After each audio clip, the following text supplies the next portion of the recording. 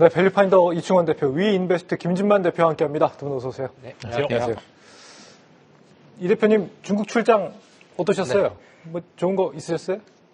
중국에 이제 탐방을 다녀왔는데 네. 이게 워낙 우리나라의 그런 인지상 이제 중국 기업인데 우리나라에 상장한 기업에 대한 안 좋은 사실 사례들이 많았다 보니까 네. 사실 뭐 자회사도 가보고 굉장히 많은 이런 것들을 보게 됐었는데 그런 부분들이 좀 이게 한국 증시에는 좀 전해지지 않는 게 좀 아쉽지만 그래도 네. 좀 그런 부분들이 많이 알려졌으면 좋겠다라는 생각이 들었습니다. 아니, 제가 여쭤보려고 한 거는 뭐 기념품 이런 거 안 사왔냐 이런 거였는데 네. 뭐 아무것도 없는 모양이에요. 네. 알겠습니다. 오늘 참 우리 투자자분들 울고 웃게 만든 소식들 참 많이 기다리고 있습니다. 장안의 화제 이마영 캐스터 확인해 보시죠. 네, 오늘따라 쏟아지는 뉴스 속에 정신없는 하루입니다. 이런 장안에서 어떤 화제들이 있을지 함께 확인해 보시죠. 첫 번째 화제는 빅테크 실적에 울고 우는 반도체와 IT주입니다. 간밤 미국의 반도체 업체 AMD가 실적을 발표한 가운데 엔비디아와 격차를 좁히지 못했다는 점, 가이던스가 투자자들의 실망을 샀다는 점에서 오늘 우리 반도체 업종에서도 차익 매물이 나오고 있습니다. 반면 어제 알파벳 호실적에 힘입어 IT주들은 힘을 좀 받아가는 모습인데요. 이렇게 빅테크 실적에 따라 좌우되는 만큼 오늘 밤에 발표되는 MS와 메타 실적 역시 점검해 보셔야겠습니다. IT 대표주 업종간도 함께 체크해 보시죠. 장 초반 무난하게 빨간불 켜면서 개장했는데요. 10시경에는 0.9%대 급등세를 보여주더니 이 시각 현재 차차 좀 줄여가서 1시경 0.5% 그리고 이 시각 현재 0.19%대 상승세 유지해주고 있습니다. 다음 화제는 신세계그룹의 계열 분리입니다. 오늘 오전 신세계그룹이 이마트와 백화점 부분의 계열 분리를 공식화했습니다. 사실 백화점과 이마트 모두 본업에 대한 탄탄함이 상당한 가운데 이번 분리를 통해 몸이 가벼워진 만큼 기대감 또한 상당합니다. 신세계 주가 등락률 함께 체크해 보시죠. 최근 7거래일간 외국인의 수급이 꾸준히 유입되고 있고요. 오늘장에서도 계속해서 빨간불을 켜내고 있습니다. 11시경에는 2.6%대 급등세를 치솟으더니 계속해서 좀 상승폭을 반납하는 모습이죠. 1시경 2.1%를 지나 현재 1.4%대 오름세 보여주고 있습니다. 다음 화제 함께 만나보시죠. 다음 화제는 넥슨입니다. 올해 신인 대표를 맞이하면서 순조롭게 나온 넥슨인데요. 연매출 4조 원을 앞두고 있는 점 주목해 볼 만한 점 같습니다. 한편 다음 달 국내 최대 게임쇼죠. 지스타의 메인 스폰서로 참여해 신작 출시를 앞둔 점 또한 주가에 긍정적으로 작용하고 있습니다. 오늘 추이 함께 체크해보겠습니다. 오늘 3거래 연속 상승세를 이어가고 있고요. 오늘따라 유독 외인과 기관의 수급이 강하게 들어오고 있습니다. 장 10시경 급등했다가 7%대 상승세를 뒤로 하고 11시 5%, 4% 차차 좀 줄여가더니 이 시각 현재는 그래도 1시 때보다 강하게 오르면서 4%대 오름세 보여주고 있습니다. 이어서 다음 화제 확인해 보시죠. 어제 아쉬운 실적을 공개했던 삼성 SDI가 절차 탁마에 나섭니다. 어제 컨퍼런스 콜에서 4분기 실적 개선을 위해 울산 사업장의 바더라인을 구축하고 또 미국 진출 또한 검토 중이라고 전했는데요. 다만 오늘 좀 부진한 실적의 여파인지 파란불을 켜내는 모습 포착되고 있습니다. 개장 직후 1.6%대 하락세를 보이다가 그래도 12시경에는 0.7%대까지 하락폭을 좀 줄여냈고요. 1시경에 1%, 이 시각 현재 1.6%로 조금은 밀리는 모습 보여주고 있습니다. 마지막 화제는 고려아연의 유상증자입니다. 고려아연이 2조 5천억 원 규모의 유상증자를 추진하기로 했습니다. MBK 영풍연합에 맞서서 경영권을 방어하려는 최윤범 회장의 새로운 승부수를 띄운 걸로 보이는데요. 이에 오늘 엄청난 변동성을 보여주고 있습니다. 사실 어제 마감가 기준으로는 코스피 총 8위까지 올라갔던 건 꿈처럼 느껴질 정도인데요. 장 초반 5.3%대 하락세를 유지하다가 유상증자 공시가 나온 이후에 급락하더니 11시 32분경에 하한가 진입해서 아직까지도 풀리지 않는 모습 확인되고 있습니다. 지금까지 장안의 화제 이마영이었습니다. 네. 고려아연은 뭐예요 대체? 이게 뭐 2.5조 유상증자, 2.3조는 또 빚 갚는 데 쓴다. 이거 어떻게 봐야 됩니까, 이거? 네, 아무래도 자사주 매입 등으로 해서 여러 군데 좀 돈을 많이 빌려서 그런 부분들을 이제 빚도 갚고, 근데 다만 회사 돈이 아니라 네. 주주들 돈으로 받아서 갚겠다라는 이야기입니다. 그래서 이 관련해서 좀 하한가에 들어섰는데, 일단은 유상증자 가격 자체가 69만 원으로 그 기존 가격, 이게 이제 오늘 시초가 대비해서 거의 절반 정도의 가격이었고요. 네. 물론 이게 확정가는 아니고 12월에 이제 공시대로라면 12월에 있었던 가격까지 보고서 다시 결정은 되지만 그렇게 된다라고 하면은 분명히 지금 주가보다 더 떨어질 수밖에 없는 상황인데 이게 사실 정말로 안 좋은 행위입니다. 이게 주주환원책이라고는 정말로 찾아볼 수 없는 그런 주식이어서 주식인데도 불구하고 지금 주가가 많이 올랐는데 지금 이제 피해자들도 꽤나 많이 나오시고 저점에서 물리신 분들도 지금 이제 팔 수도 없는 상황인데 이런 부분들 봤었을 때 저는 이게 아마 거래소에서 좀 이것을 좀 막을 만한 그런 요소들도 충분히 이전 사례로 봤었을 때 있을 거라고 보고 아마 MBK 쪽에서도 가처분 신청을 해서 이 부분들을 막을 아마 액션들을 취할 것으로 생각이 됩니다. 아마 액션에 들어간 것 같아요. 네, 그래서 아마 분쟁이 계속적으로 지속될 것 같고, 지속될 것 같기 때문에 주가의 향방은 아마 중간에 한 번 정도 다시 튀임이 있을 것으로 생각은 됩니다만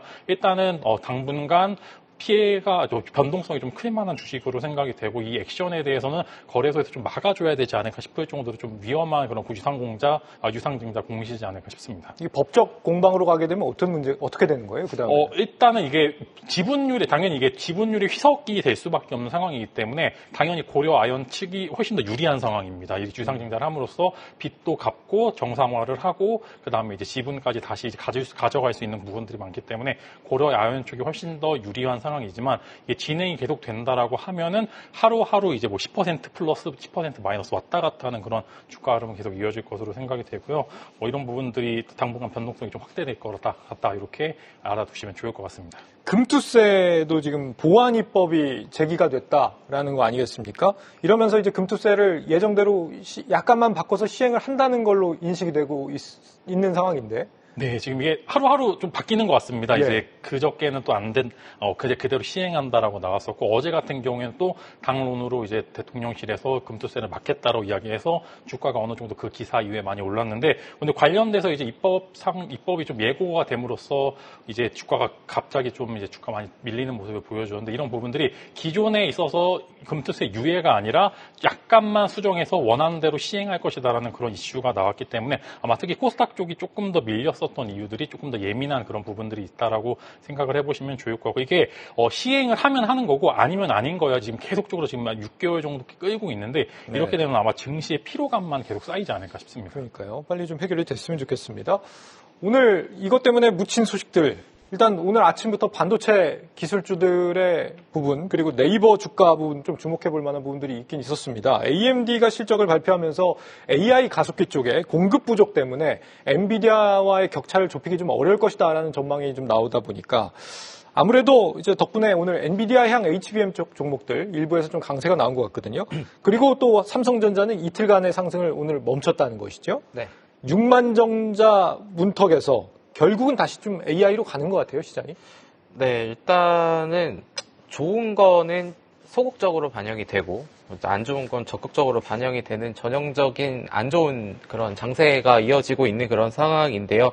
투심 악화 그 자체가 지금 국내 증시의 또 다른 모습을 대변하는 게 아닐까라는 생각이 들었습니다. 아까도 앞서서 말씀을 해주셨지만 어제 오후 금투세 폐지에 대한 기대감이 나왔을 때 코스닥 지수가 이제 바닥권에서 올라왔고 근데 오늘 또 그러한 얘기가 나오니까 다시 한번 재차 밀리는 그러한 지금 뉴스 하나하나에 그렇게 희비가 좀 엇갈린다라는 게 결국 수급적인 요소도 중요한 거고 청산가치 부근이다라고 얘기가 계속해서 나오는 삼성전자의 6만 원 선이 이제 오늘 재차 좀 무너졌습니다.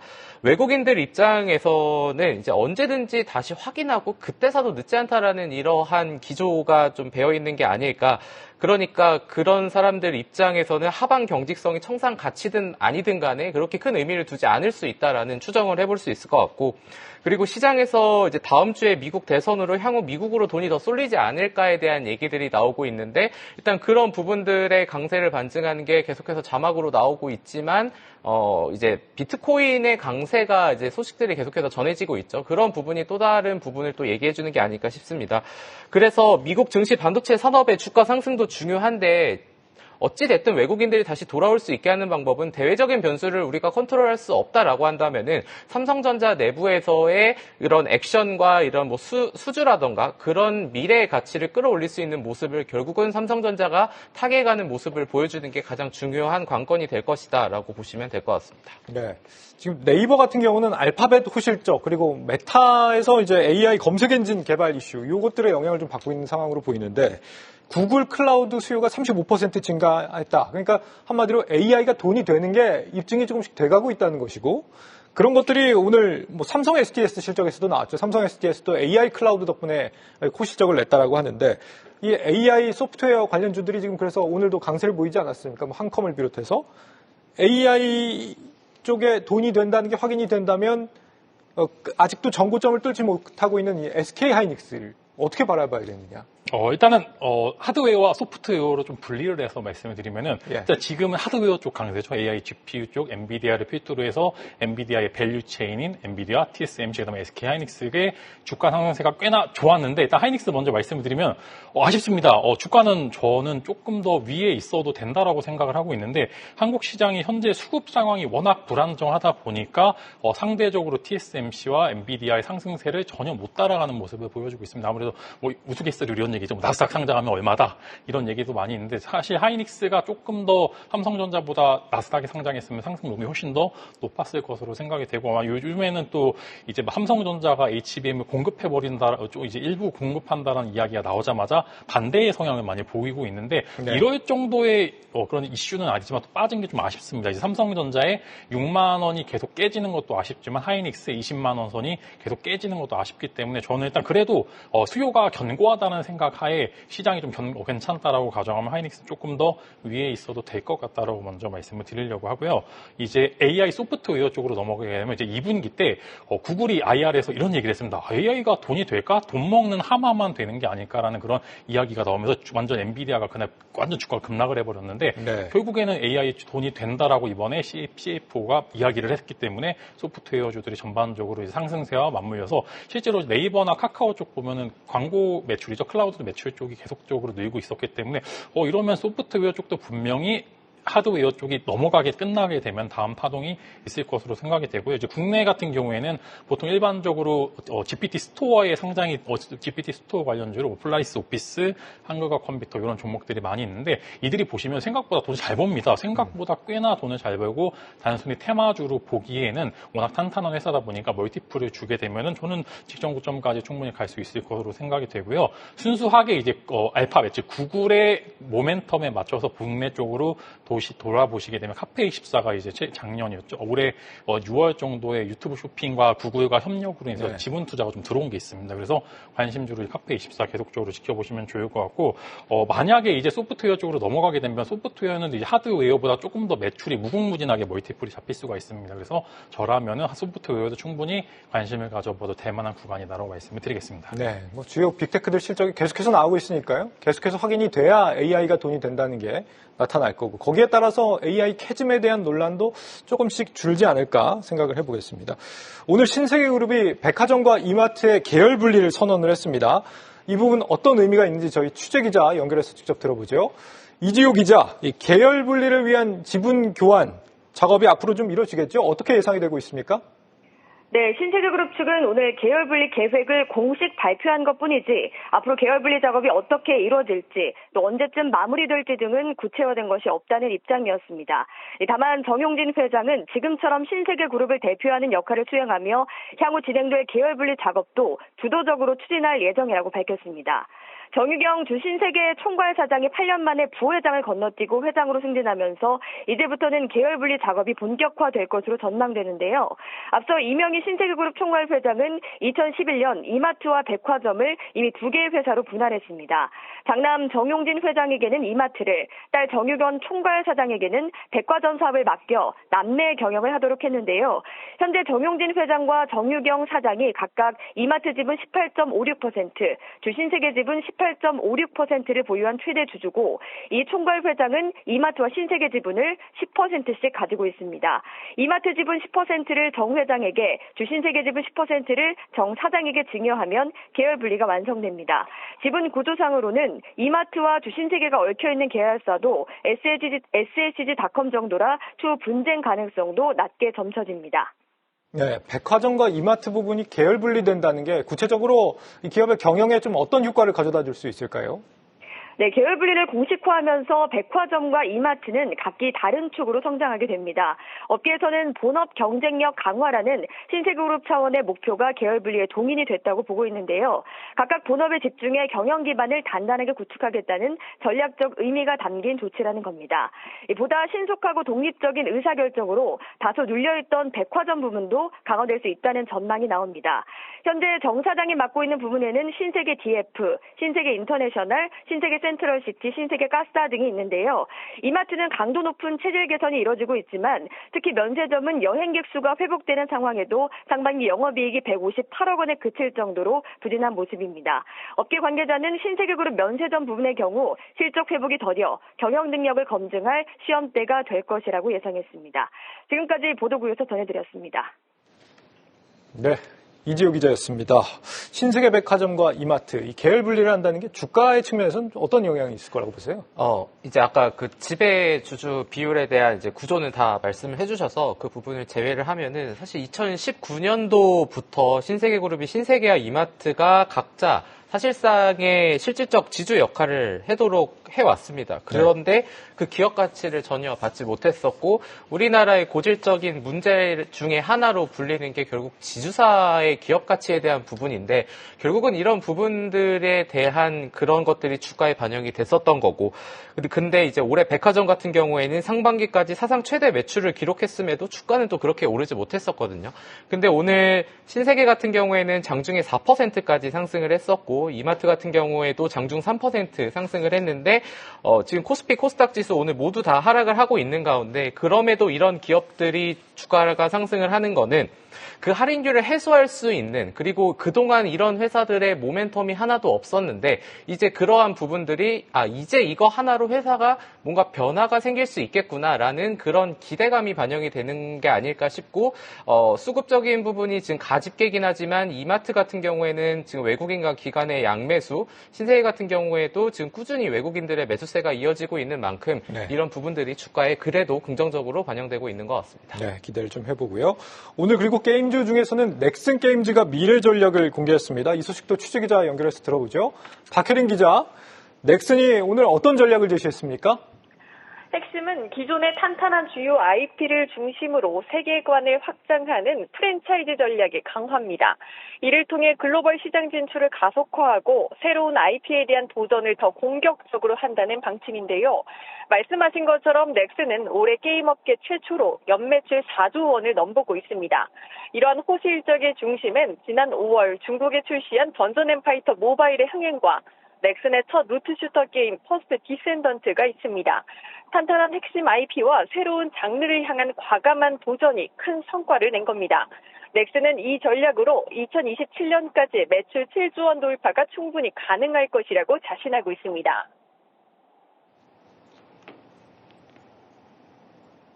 둘 다 못지않게 큰 성장을 도모해야지 달성할 수 있는 수치라고 생각을 하지만 저희가 이제 계획해 놓은 로드맵을 차근차근히 실행하면 달성할 수 있는 수치라고 자신하고 있습니다. 12일 3분기 실적을 발표합니다. 이미 넥슨은 지난 2분기 실적 발표에서 3분기 매출이 최대 1조 3천여억 원, 영업이익이 5천억 원가량 나올 것이라고 예상했는데 시장에선 이 예상치를 무난하게 뛰어넘을 것이라고 보고 있습니다. 네. 올해 이 성과를 낸 게임들이 있긴 합니다만 이게 계속된다고 보기엔 좀 어려울 것 같은데 혹시 이 자리를 메워줄 새로운 신작 계획도 있습니까? 네, 탄탄한 게임들이 출격 준비 중입니다. 넥슨의 주요 신작들이 당장 내달 개최될 G스타에서 공개될 예정인데요. 슈퍼바이브부터 아크 레이더스까지 올 연말부터 출격하며 넥슨의 실적을 이끌 전망입니다. 이 중 투자자와 게이머들의 기대를 가장 크게 받고 있는 건 퍼스트 버서커 카잔입니다. 카잔은 최근 독일에서 열린 게임스컴과 일본 도쿄 게임쇼에서 호평을 받기로 했는데요. 하드코어 액션 RPG로 던전 앤 파이터를 기반으로 한 카잔은 높은 액션 완성도를 자랑하며 내년 상반기 출시를 확정했습니다. 신작의 향연이 펼쳐질 G스타는 내달 14일부터 17일까지 부산 덱스코에서 개최됩니다. 지금까지 판교 넥슨 코리아에서 한국경제TV 박혜린입니다. 네, 박혜린 기자였습니다. 미디어 행사까지 열 정도면은 뭐 신작들에 대한 어떤 기대감, 자신감 이런 걸 좀 엿볼 수 있는데 앞으로 게임즈 투자하시는 분들이 넥슨 게임즈를 원픽으로 좀 꼽아볼 가능성도 있을까요? 네, 뭐 충분히 이제 이전에 상승을 보여줬었던 그런 파워가 있었기 때문에 이제 기대하시는 분들도 계시고 조금 이제 위에서 물려 계신 분들께서도 조금 기다릴 만한 요소들은 충분히 있다라고 생각이 됩니다. 이제 뭐 게임주도 지금 흐름 자체 좋은 종목도 있고 이제 하단부에서 올라오고 있는 종목도 많고 이렇게 많기 때문에 이제 넥슨 게임즈 같은 경우에는 신작과 구작가의 적절한 조화가 있기 때문에 아무래도 기대를 해볼 만하다. 수급상으로도 충분히 올라갈 수 있다. 이렇게 말씀을 드리겠습니다. 네. 오늘 장안의 화제거리 여기까지 듣도록 하겠습니다. 이 시각 증시 뉴스 봐야 될 텐데요. 네. 그 사이에 잠깐 시간이 좀 남는 것 같아서 질문 한 가지만 좀 더 가보겠습니다. 지금 앞서 이제 넥슨 게임즈 얘기를 했는데 네. 사실 게임즈 중에 대장은 역시 뭐 크래프톤이니까 많이들 뭐 크래프톤으로 가라 이렇게 많이들 얘기를 하시잖아요. 네. 뭐 넷마블도 있고 여러 가지가 있을 텐데 꼭 크래프톤만 봐야 됩니까 앞으로? 요즘에는 크래프톤 말고 네. 크래프톤도 뭐 현금성 자산도 풍부하고 투자도 많이 하고 실적도 잘 나오지만 요즘에 또 시장에서 관심을 갖는 거는 상장한 지 얼마 안 되긴 했었지만 올해 7월에 상장한 시프트업에 대한 관심도 굉장히 많습니다. 네. 최근에 이제 주가가 이제 첫날 거의 9만 원까지 갔다가 최근에 이제 5만 원대까지 내려왔다가 오늘 다시 최근에 반등하는 그런 모습들이 나오고 있는데 중국 카노에 대한 개방 기대감 물론 중소형주들이 더 탄력적으로 가겠지만 시프트업 같은 경우에도 지금 현재가 기준 시가총액이 한 3조 8천억 원 되는 그런 회사다 보니까 아무래도 신규 상장주에 대해서는 약간 조금 더 시장이 더 변동성을 주는 그런 느낌도 있어서 크래프톤이나 시프트업 같은 이런 회사들도 충분히 그런 부분들에 대해서 수혜를 받을 수 있는 가능성이 있다라고 좀 볼 수 있을 것 같습니다. 감사합니다. 이제 이 시각 증시 뉴스 보고 오겠습니다. 계속해서 다양한 경제 이슈를 알고 싶다면 구독과 좋아요, 알림 설정 부탁드립니다. AI 캐스터 권미정이었습니다.